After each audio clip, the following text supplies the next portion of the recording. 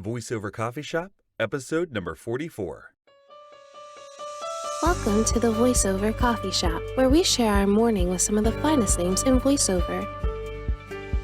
And now, here's your host, voice actor Andrew Morrison.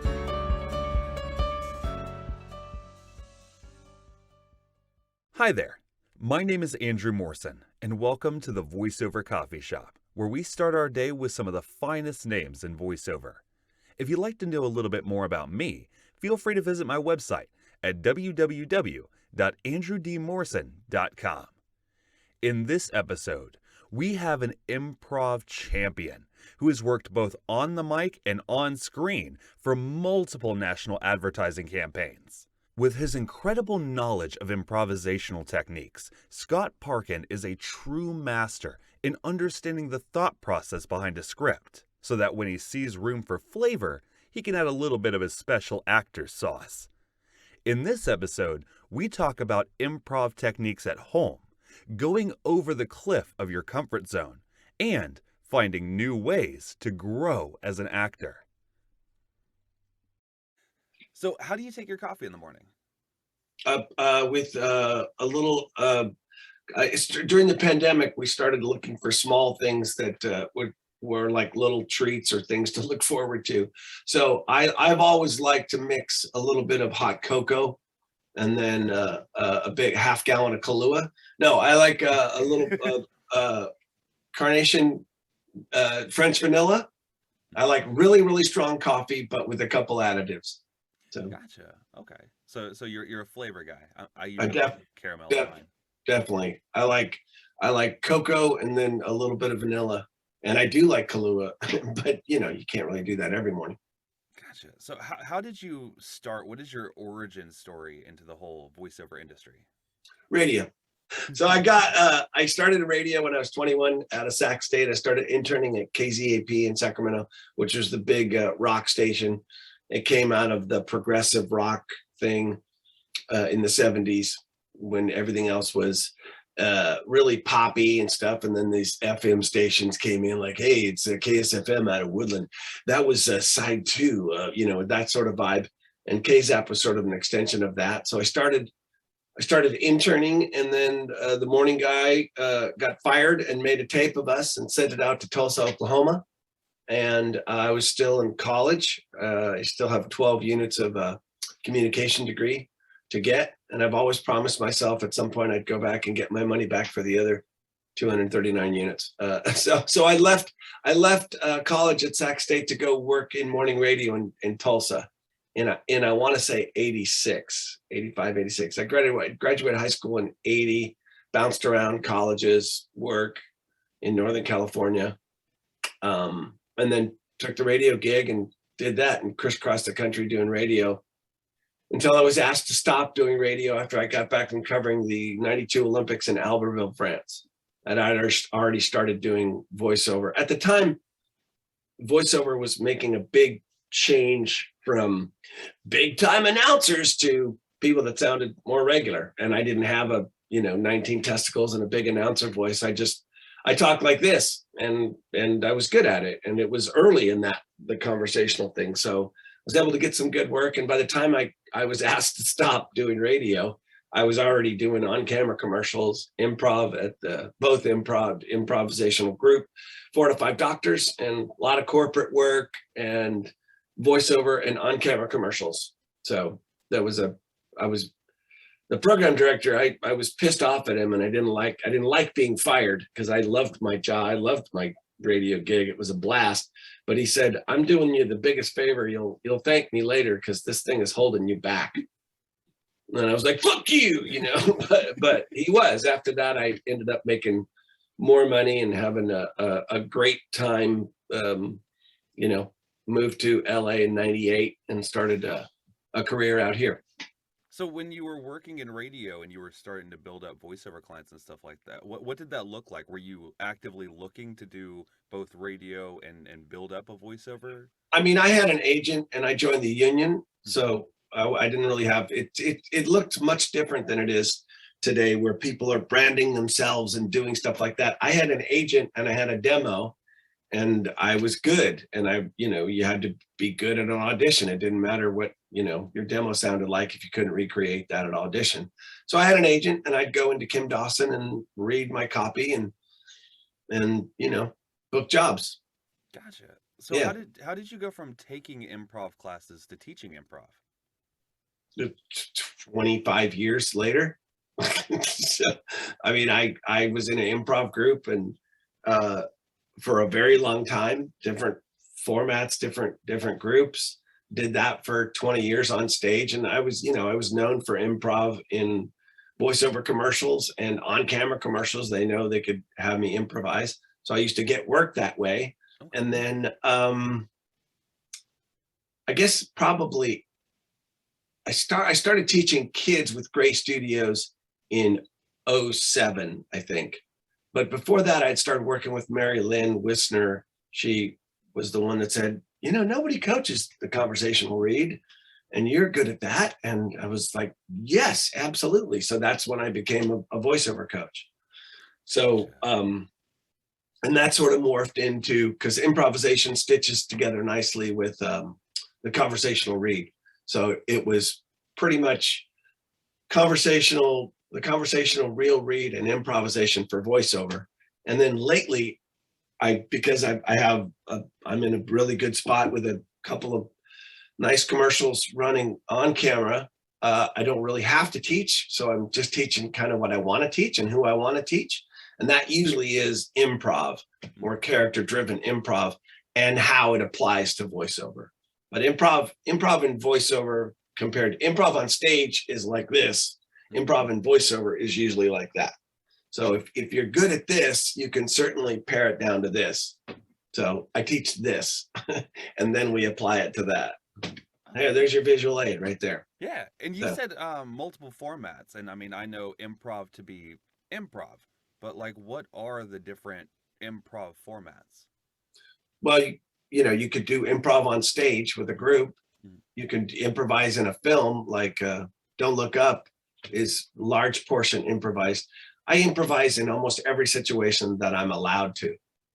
On camera commercials, on stage, voiceover, anywhere. So that, as far as platform, you can improvise in anything. You can dramatically improvise. It happens all the time. It's what Leonardo DiCaprio said. De Niro told him, learn the script backwards and forwards, so you can leave the script, improvise, and come back, and you know exactly where you left off, because you know the script so incredibly well.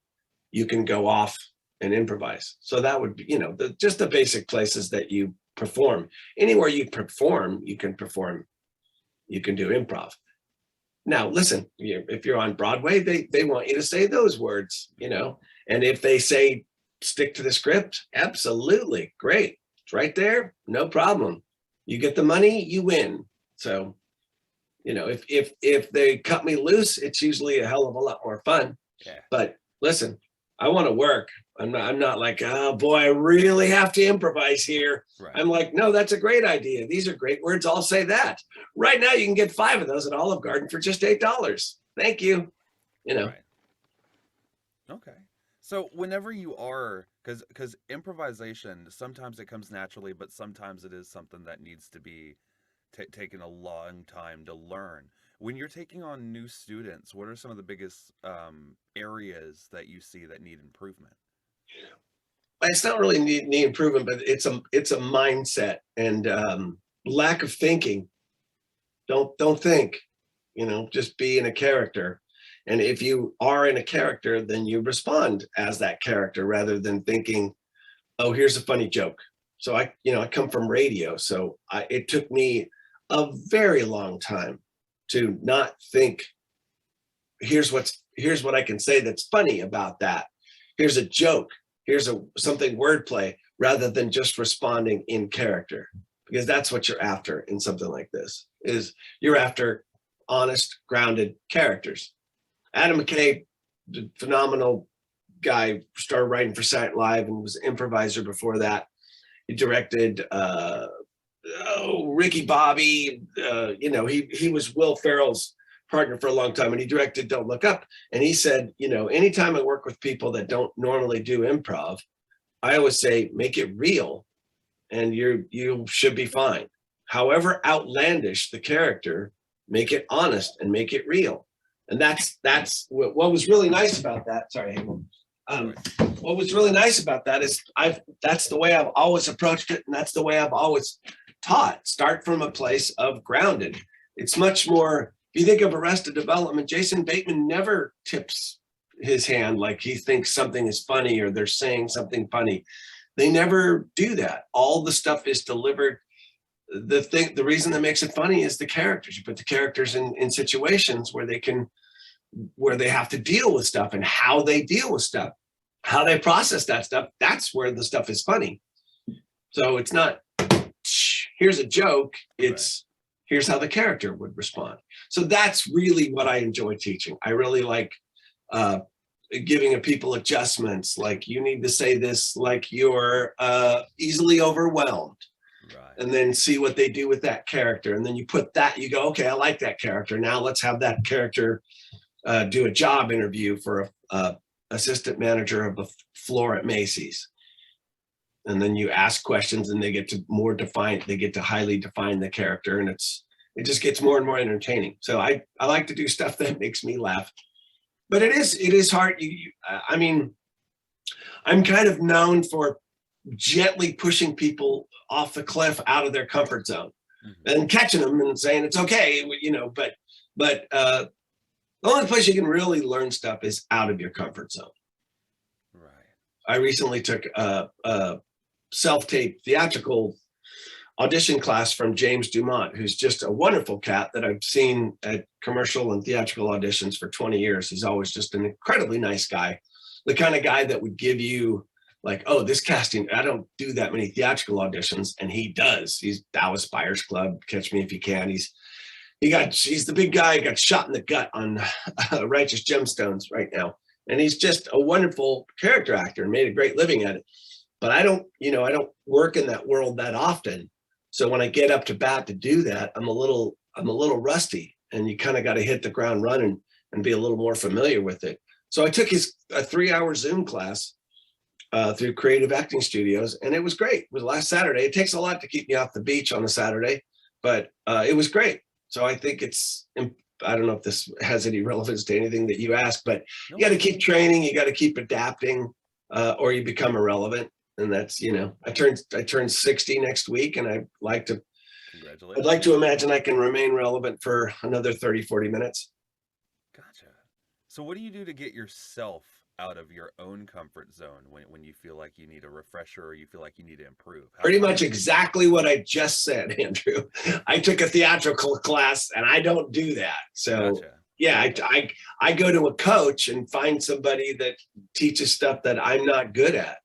That intimidates me. So that's exactly what I did. And that's exactly why I did it. It's like, okay, I want to do more television. I want to have a shot at more theatrical stuff. So you go and you just jump off that cliff. I'm usually the way people do that is they're like, I'm frightened to death of improv. And I'm like, let's do it. I'll show you some real cool tricks and techniques that you can do so you're not afraid. And that it becomes something when you see, I always want people, after they work with me for a while, when they see improvisers welcome, ad lib, make it your own. When they see that kind of stuff, that they go, all right, cool, I got this. This is my advantage. I can stand out like this, as opposed to, oh, fuck, oh, Jesus, there's no words. So, yeah. So what was that? I'm sorry. Did that answer your question? Yes, it absolutely did. So what are some of the techniques that you allow people to take home? Because I know a lot of things have been remote lately. So what are some techniques that people can do in their own just time kind of what I'm thinking, kind of what I was saying is try to be more present. Don't try and think ahead, or, just once you decide to play the character, hold on to the character. Don't change the same thing I talked about in our class. If in improvisation or a scene, any type of scene, if you start with a limp, unless Jesus heals you during that scene, you're going to end with a limp. So if your character is standoffish and upset, unless there's some transformation that follows along with the story, you're going to end that way. If your character is skeptical, they're going to stay skeptical. Otherwise, it becomes a tonal change. Like, well, that doesn't, when you watch a show and you're like, well, that doesn't make sense. You don't really know exactly why. It's usually a tonal change where they want to be really, really serious, but now they want to be funny. Yeah. If they weren't like that before, it's a big record drop. Like, whoa, wait a second. That didn't make any sense. So hold on to your character, make strong character choices, listen. Listening is the most important thing to improv. There's just I teach every week, multiple times for hours at a time. So it would be a lot to sort of lay out, but those are some things that I think are very, very important to good character work in a commercial. And the thing is, they're all characters, right? If I get specs that say aging hippie who likes bikinis, pot, and surfing, great, but I haven't seen those specs yet. So pretty much everything you're going to read is a character.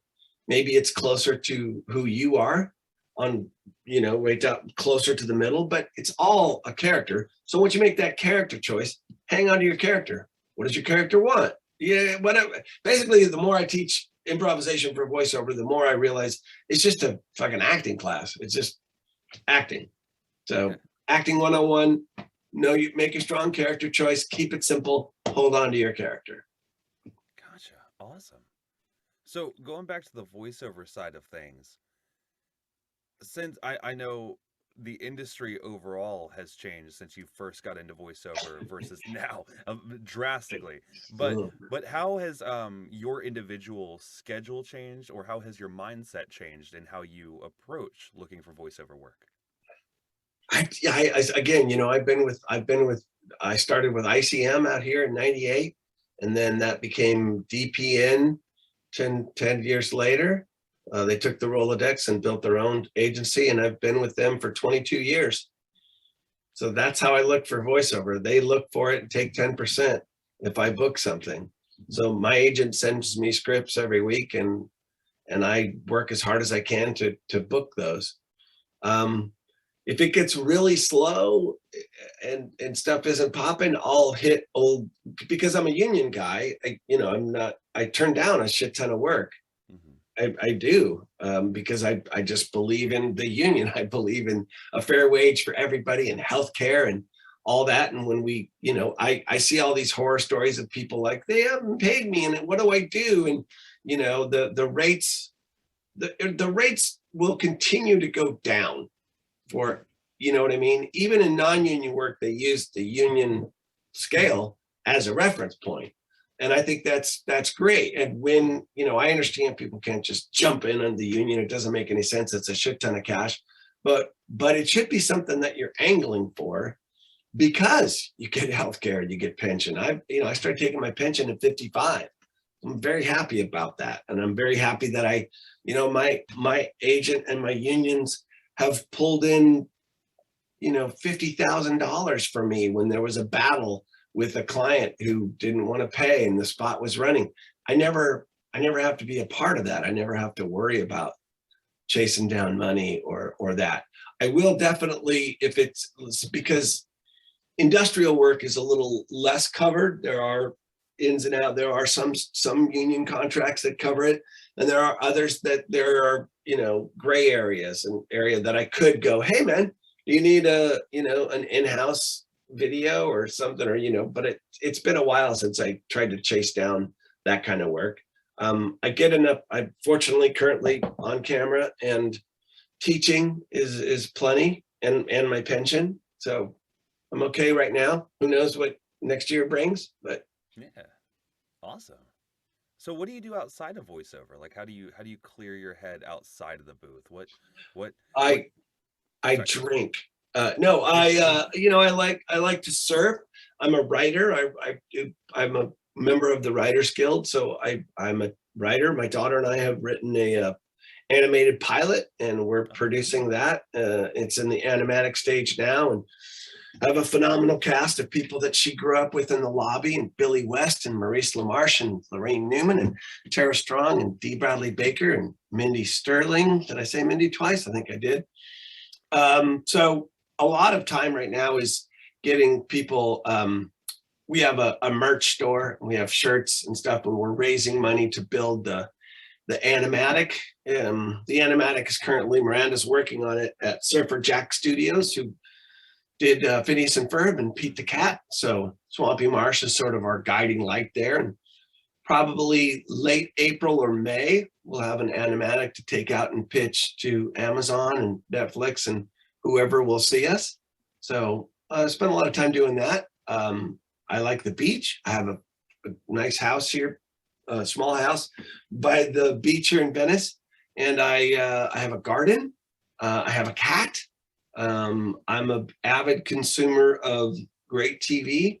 So I'm always watching the next show, and my daughter keeps me informed, like what cool new thing I should be watching. So, that kind of stuff. My mom lives in Sacramento, so I go up there.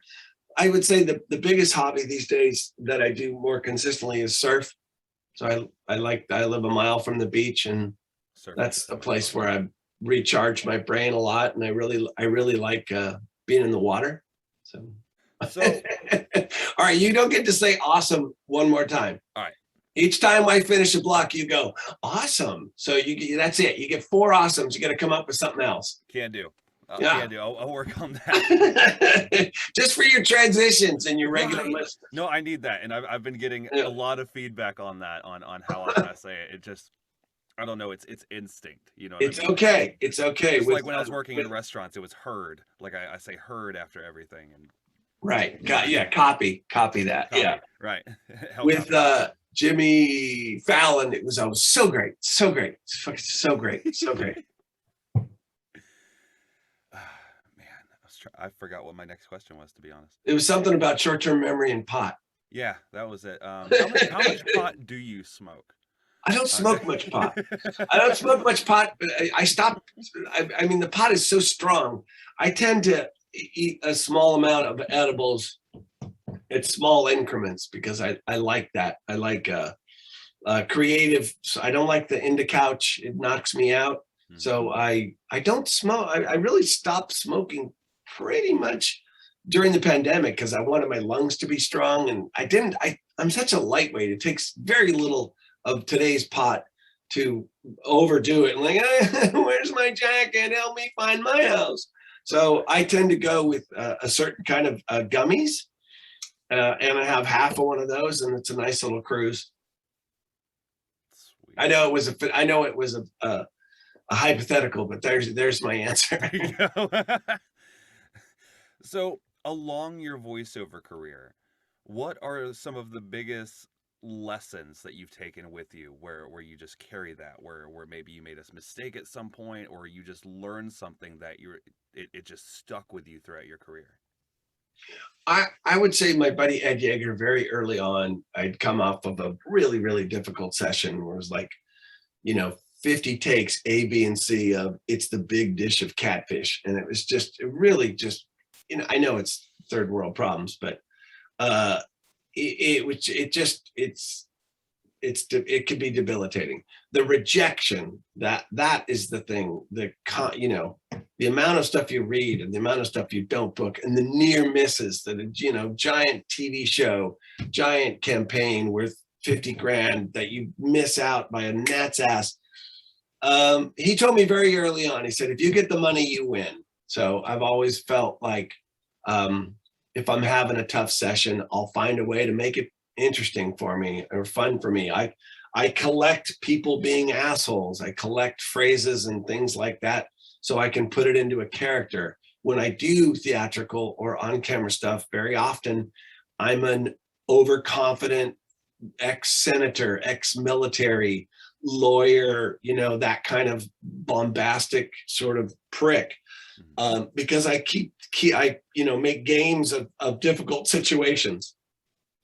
So I would say the thing I learned early on was make everybody at the session have the very best time that you can. it always gets me into the comfort zone to make other people laugh, which is why I miss the lobby at DPN so much. It's much more difficult to audition for me by myself here in my little booth here. I don't like it as much as having a director. At DPN, we had, often we had three booths running with three great directors. And I much prefer that to self-direction and picking something apart that should have taken 6 minutes, right, and having it take 40 minutes. I prefer direction. I prefer the collaborative thing. And those directors, Dave and Juliet, were able to always get the very best out of me really quickly. It's so much easier to play with a director. Oh my God. Yeah. I'm not a fan of the in-person audition. I really am not. I could do it and I'm good at it and I do okay, but I did much better in person. I like on-camera auditions in person as well. I like to go in and book the room, have a good time, make people laugh. Or if they're all business, you just do it that way. But I prefer eye contact. I'm an extrovert. I like people. So pandemic has been a fucking drag.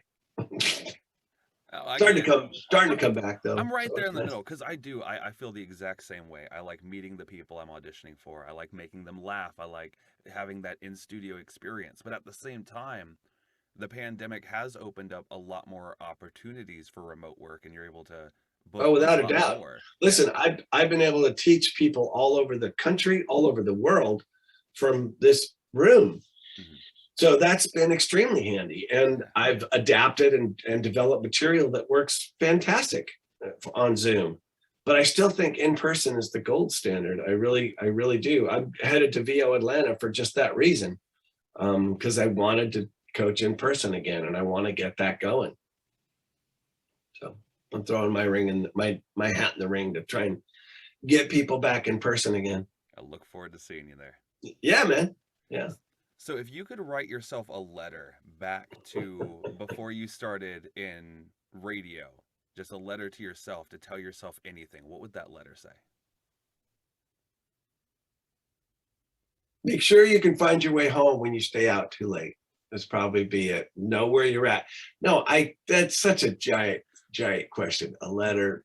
I don't know what I would say, because I think at the time, I just enjoyed the hell out of all of it, Mm-hmm. I just enjoyed all of it. So the letter, would ostensibly say, be sure and enjoy the ride. But I've had a great fucking ride.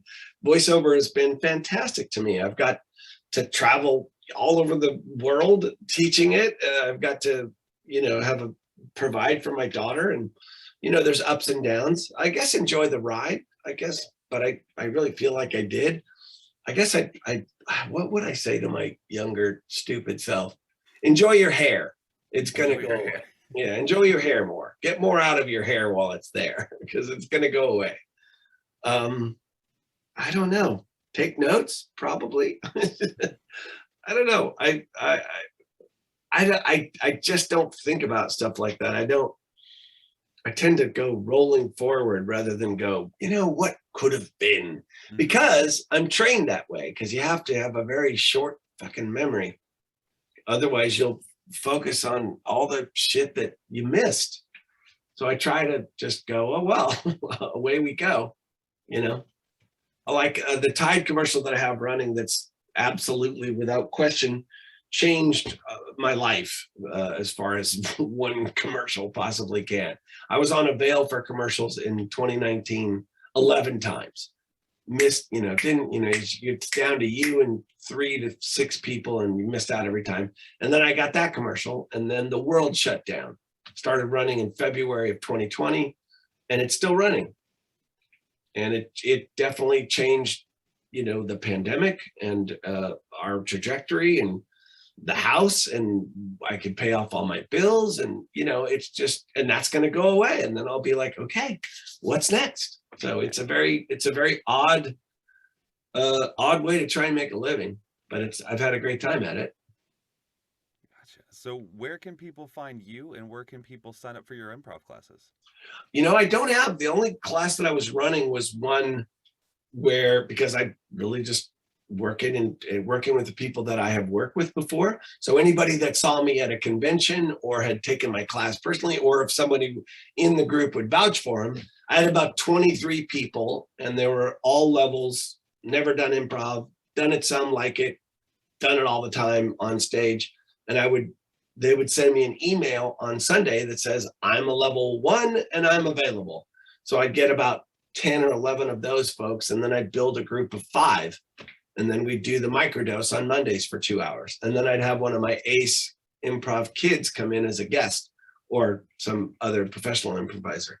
So I'm not really doing classes. You can find me at cgravy@me.com. That's my email if you want to work together, do privates. And then I'll probably bring the microdose back in some form after VO Atlanta. But before I teach a big convention, I try to not dilute the arena. So I'm not teaching classes for March. And then in April, I'm in Costa Rica for a couple weeks at a surf camp to celebrate my 60th birthday. I'm taking a couple of my buddies down there. So in May, I will probably start the microdose. But you can find me on Facebook, Scott Parkin. You can find me on Instagram at Scott Parkin Actor. It's a lot of my daughter's art and other little comedy stuff that I post, and just stuff like that. But yeah, I'll be back at it.